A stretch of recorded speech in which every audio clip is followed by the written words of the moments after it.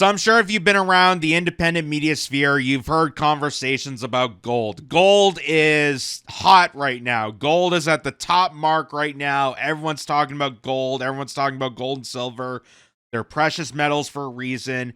And it's something that we as people should look into, but also we as people should examine about our national gold, our nations, and what their hoards of gold are. We know that in America, there was talks about, Elon Musk and Doge going to Fort Knox to have an audit on the gold currencies there and the gold bars. We don't know anything about that. I think that's kind of left a mark there. But what about Canada? What about Canada? We have a lot of mining in this country. It's one of our, precious resources here, like agriculture, like energy and whatnot. So you think that Canada would have a large set of golds that it would be saved in backings for, currency reserves and whatnot. But according to this article from the Financial Post, we sold it all. You're kidding me. You're kidding me. Canada's gold hoards would be worth $130 billion today. That's US dollars. $130 billion today if we still kept our gold currency, but we sold it all. Unlike other countries, Canada uses its foreign currency reserves mainly as a precaution against extreme tail events. So all the gold reserves that we've had for years just got sold. And I didn't even know about this. I didn't really even know about this until recently, that we don't even have gold reserves in our country. Just like how in America, they talked about the gold reserves and going into Fort Knox and having an audit on the gold, backings there. And that kind of fell short. We don't know if they're actually pursuing any action on that.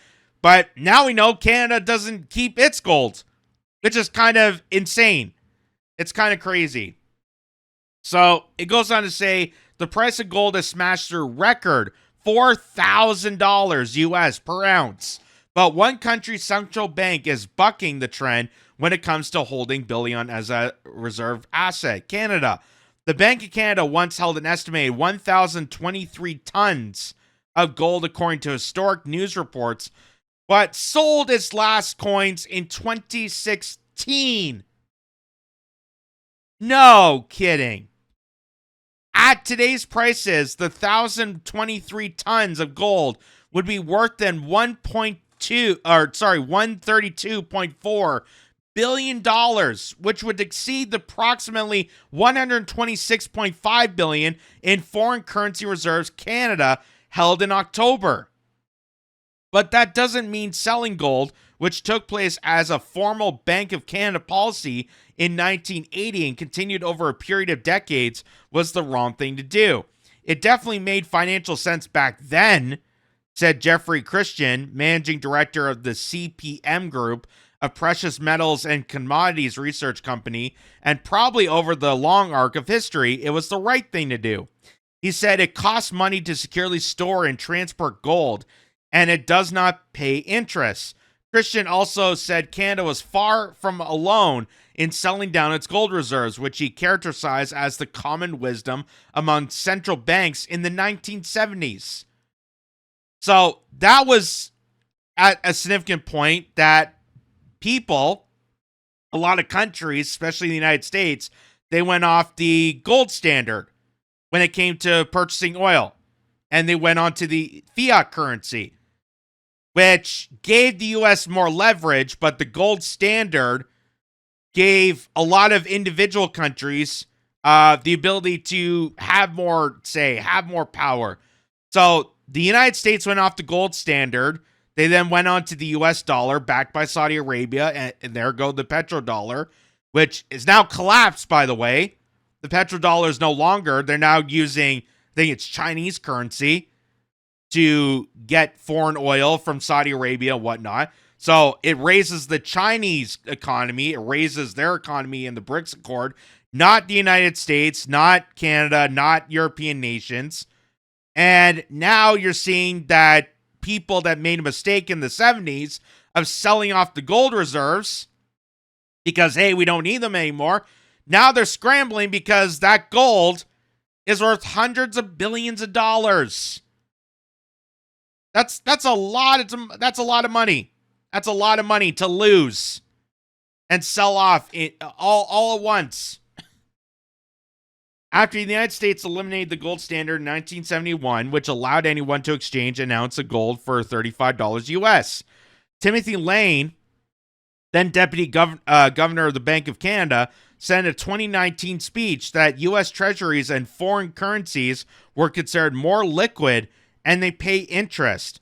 While these assets may not have the recurring physical heft of gold bar, we believe they are better suited to the purposes of which we hold reserves, he said. Central banks hold reserves for many reasons, including as a form of self-insurance in the case of an economic crisis, to maintain currency stability and or to provide liquidity for international payments.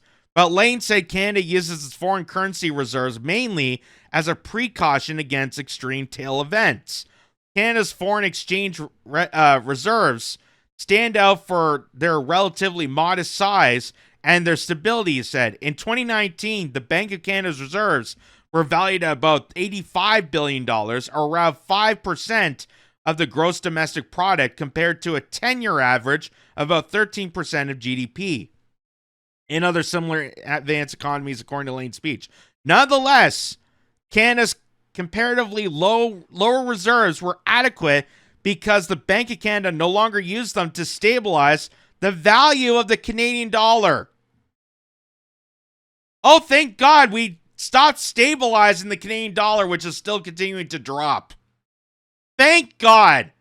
Thank God the Bank of Canada no longer believes in holding the dollar to pursuit. That we're just going to let it drop off. We're just going to let it crash and explode and the economy goes down with it. But it's okay, because then everyone will go to a digital currency. Everyone will go to digital IDs. And, hey, money is worthless at that point. Am I right? Thank God. He also said Canada only adopted a former policy of selling its gold in the 1980s, which was longer after many news reports said gold reserves reached their peak of 1,023 tons in 1965. The reports vary about how much gold Canada had its coffers in 1980, placing the number at between 500 tons and 700 tons, which at 4,000 per ounce US dollars would be worth about $64 to $89.6 billion today. So, there you go. The Canadian government sold off all of its gold reserves. Because, hey, why do we need stabilizing precious metals that are continuously going up, that everyone's promoting now, that a lot of people are now considering purchasing more gold and silver than ever as a way to pay for retirement, as their way to pay for, finances, because they know that the dollar, the fiat currency, is continuing to implode. So why would we want to keep gold reserves? Why would we want to do that? We're just going to sell it off. And we turn a once prosperous country in over its head. And now it's just completely upside down. That we had hundreds of billions of dollars worth of gold just gone in an instant. So this guy, Mr. Uppy, says Canada once held enough gold to be worth $130 billion today. Now, nothing. Every major central bank has been hoarding gold for years, while Canada doubled down on mortgages and inflated property values.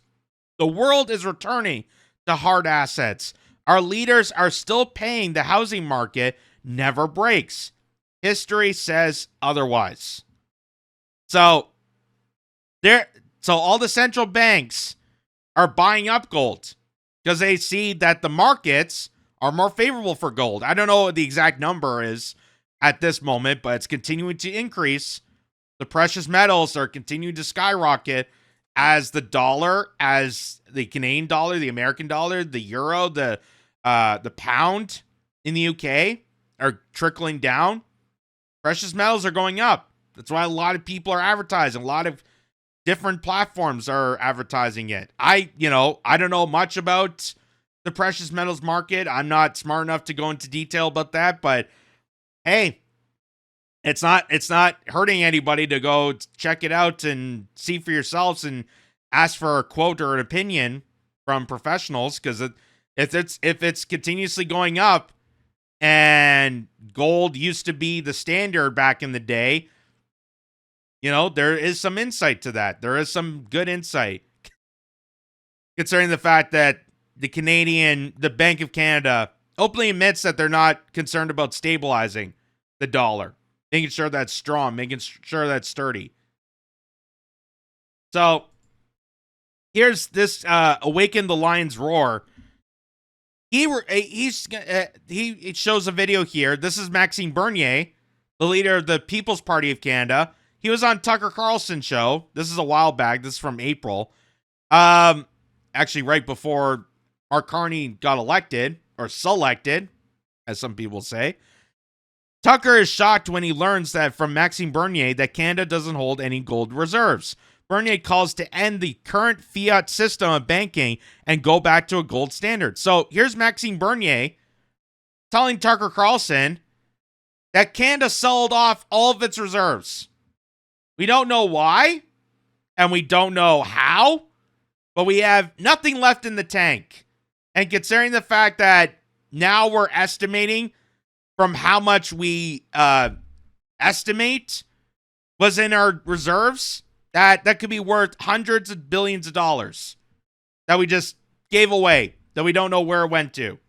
But here's Maxime Bernier on it. We need to end that, fiat currency and going back to a gold standard.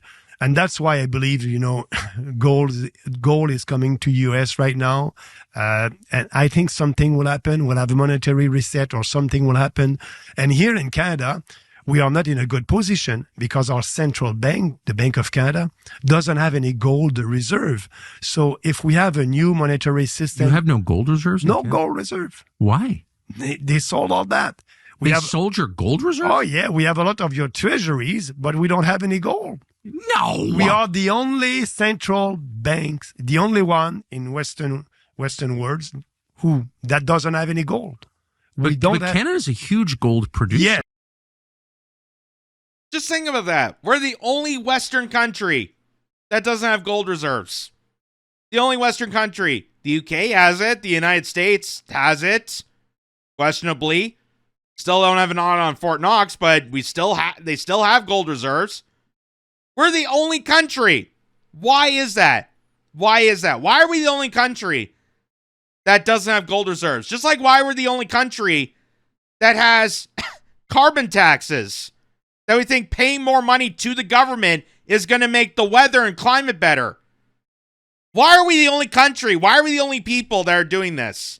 Why is it that every other place outside of Canada seems to be not in the lockstep that we are, but we're pursuing further action, just absolutely destroying ourselves? Anyway, you can see even Tucker Carlson's freaking out about this. What? How does a country sell off all of its gold reserves? That's crazy. So let me go back a bit. A lot of your treasuries, but we don't have any gold. No. We are the only central banks, the only one in Western world that doesn't have any gold.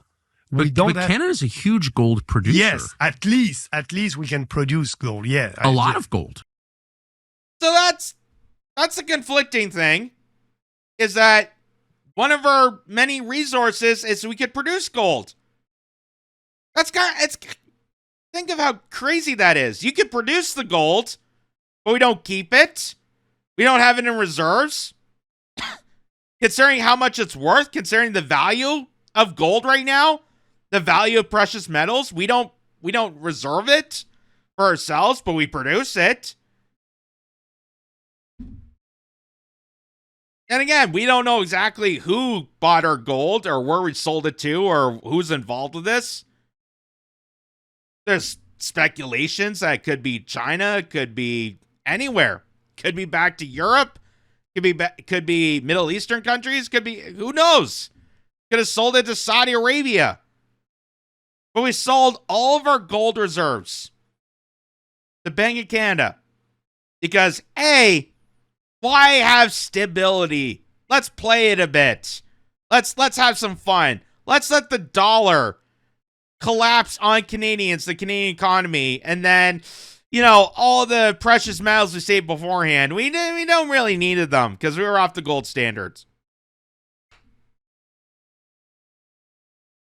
Wow. Yeah. You have actually some of the I think you've got some of the deepest gold reserves in the Canadian Mint. Yeah. Of course, your gold 1 ounce coins are currency or an investment. Yeah. For people around the world. That's interesting. But our central bank doesn't have any gold. So who thought that was a good idea? Yeah, who thought that was a good idea? Whoever that was. Whoever said that. What was the guy's name in 1970 that said that? It was something Jeffrey Christian. That's the name of the article. Yeah, the manager of the CPM group. Yeah, I hope that guy got fired. I really hope that guy got fired. I hope they investigate him and hold him accountable. Really? Oh, well, since we're off the gold standard, I guess there's no point to keep precious metals. Wow. Boy, God. I hope somewhere out there he's slapping himself on how stupid and idiotic this is. So, Government EXE is corrupt, chimes in on this. And he says, the largest portion of Canada's gold reserves was sold off between 1985 and 1995, when Brian Mulroney was Prime Minister. Brian Mulroney, the father of Nepo baby talk show podcaster, Israel cheerleader, Ben Mulroney. So don't effing tell me that conservatives are any different than liberals. They are all crooks. Yeah, and Brian Mulroney was the guy that at the same time doing that, he installed the GST.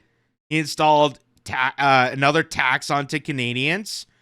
And he's done corrupted things. Again, the whole system, the whole parliamentary system is massively corrupted. Whether it's the conservative or the liberal, red or blue, no matter who you vote for, either way, they're both going to screw you.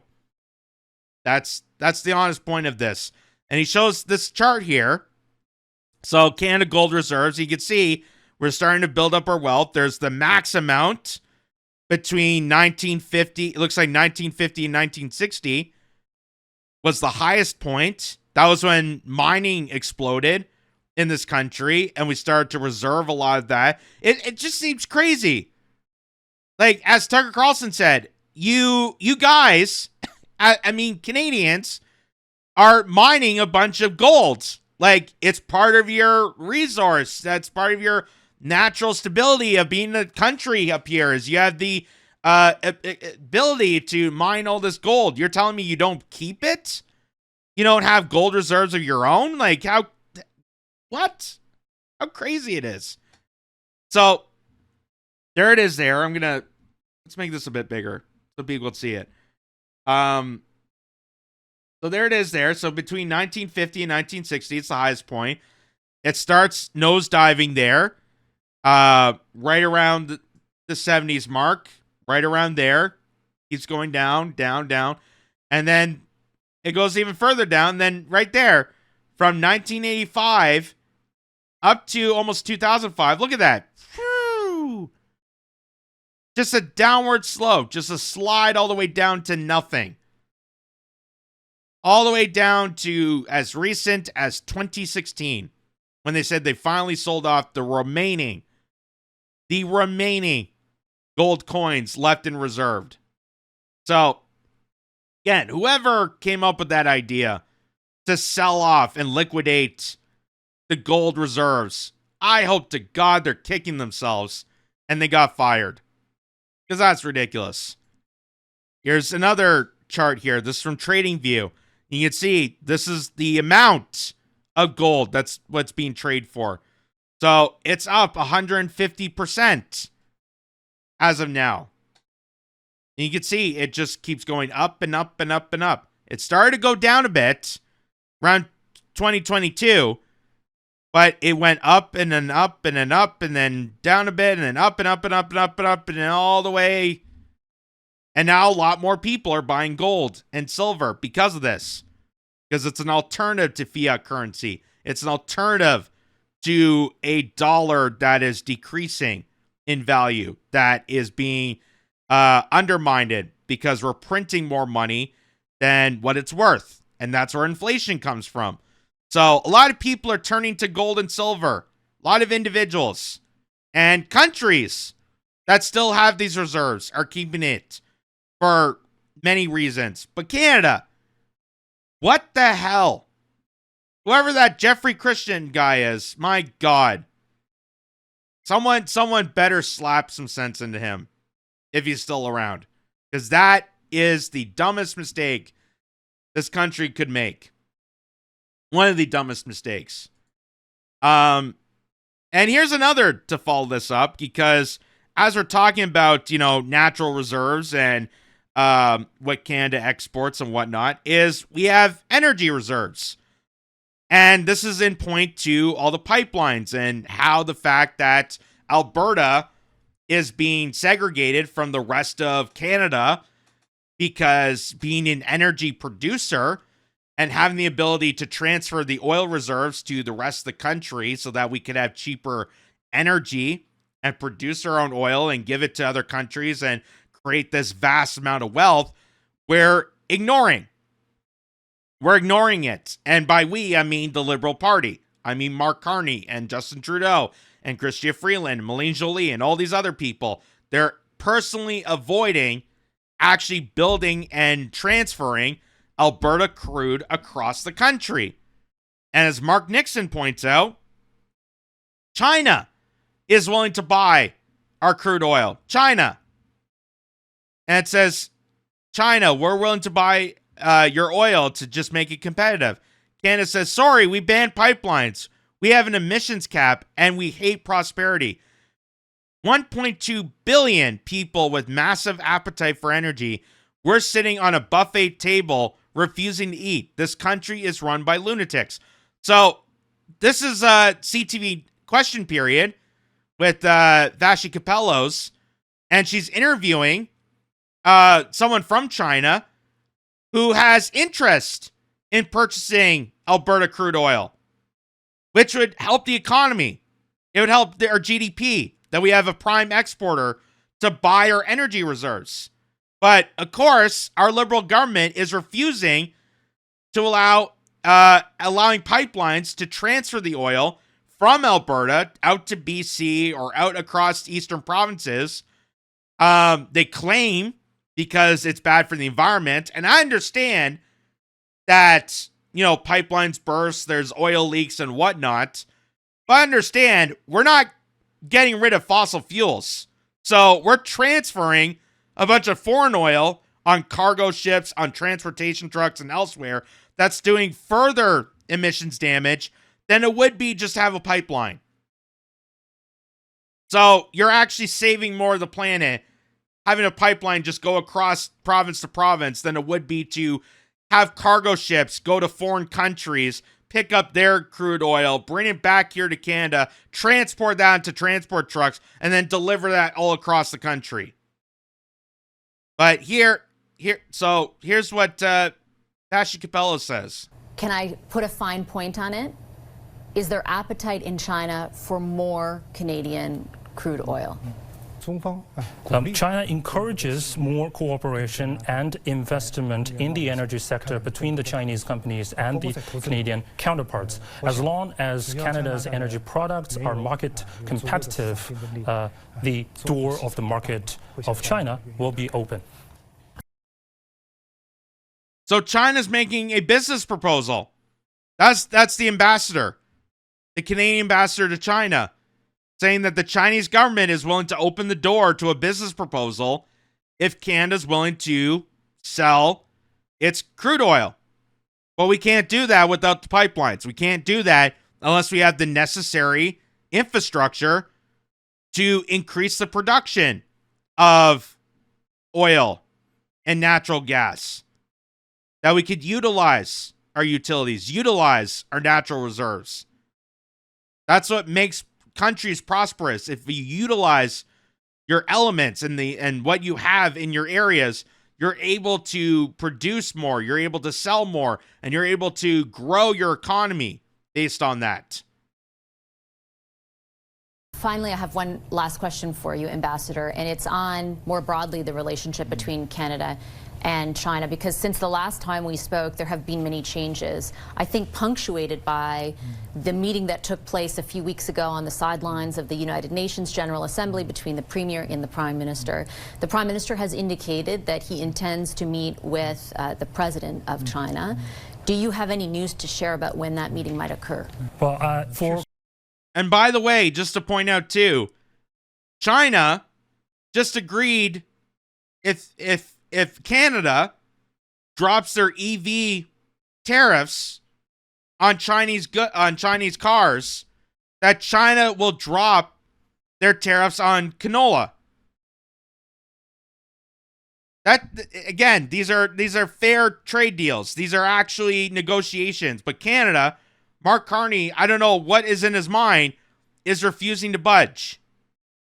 And this would help a lot of the farmers in prairie provinces that are dealing with the tariffs on canola goods. This would help our auto manufacturers as Carney is trying to, exacerbate more of the EV market that doesn't exist in this country. I don't know why he's still pursuing it, but that would even help him. But he's refusing to budge. Quite a period of time, there have been many positive momentum and changes in the China-Canada relationship. Like you said, the two prime ministers met in New York, and they had a very candid and constructive discussion, reached many important consensus. This conversation charted the course for the future development of the bilateral relationship. China is willing to expand exchanges and cooperation with Canada in various areas, including, of course, the high-level, the top-level exchanges between the two countries, which I believe will play an irreplaceable, important role in advancing the bilateral relationship. And we look forward to have and hear more good news from the top-level interaction between our two countries in the near future. So no specific date yet. 没有具体日期。到时候你就会知道。 You will know by then. Okay, I'll leave it there. Ambassador, a pleasure as always. Thank you very much for making the time. So there you go. China's willing to buy our crude oil. China's willing to reach an olive branch.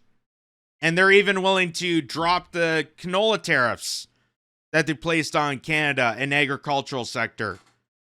They're willing to reach out. But Canada, I don't know what is in the mind of Mark Carney. He's just refusing to budge. This is an opportunity to grow the economy, to grow Alberta, to grow everything. Hey, if you don't want Alberta to separate or have the idea that, it is done with Canada, this would be a great measure. This would be a great opportunity to prove that you care about Alberta, that you want to respond. All you have to do is allow for the expansion of infrastructure for the energy sector. That's all you have to do. But it takes people in the government to actually facilitate this. And unfortunately, they're not willing to budge. And I don't know why. I don't know what corrupt reason. But, here's a theory that someone said that I've also have similar thoughts on. I've stated this before, but this person did a meme about this. It says the Canadian economy is undergoing a controlled demolition.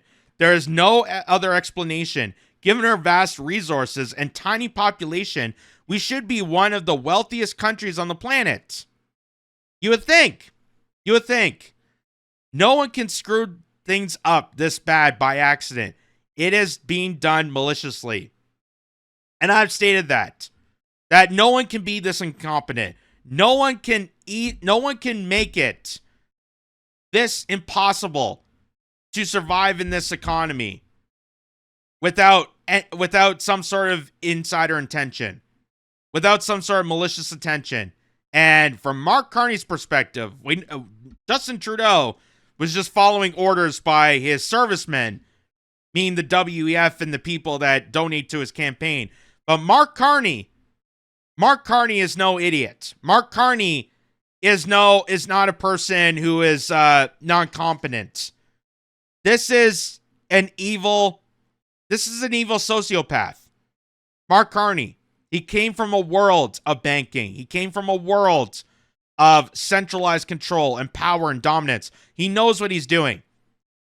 So all the stuff about the trade that he's refusing to negotiate with Donald Trump, the constant flow of criminals on our streets, the cost of inflation when it comes to basic consumer goods like groceries and whatnot, all of it plays into this. And even with the gold reserves and the ability not to sell our resources, which would benefit the economy. It's not because of incompetency. It's not because, the liberal parties are stupid. No, they know what they're doing. This is a controlled demolition so they can kill off the remaining of this economy and rebuild Canada into their formation. We just saw in the previous segment that Mark Carney announced that he wanted to rebuild the Canadian economy through a financial system that could bankrupt people if they're not submitted to his heinous agenda with net zero. If the people don't go along with the Agenda 2030 and the Great Reset, we can bankrupt people. That's what he's doing here. But in order to do that, you have to corrupt and destroy every other aspect of what made this country great. And that's what's happening with Canada. That's why this guy is evil. Justin Trudeau was one person. Justin Trudeau was an idiot. But Mark Carney, mark my words, he is sinister. He is someone to worry about. He is not someone to take lightly. He is not someone to give praises to. He is someone that you have to hound down and hold accountable to every single inch. Because he knows exactly what he's doing to this country, and it is not good for us, folks. It's not good for our future. It's not good for future generations. And in order for us to survive, my God, we got to wake the hell up, unite together. United we stand, divided we die. We need to come together and fight the good fight against this kind of tyranny.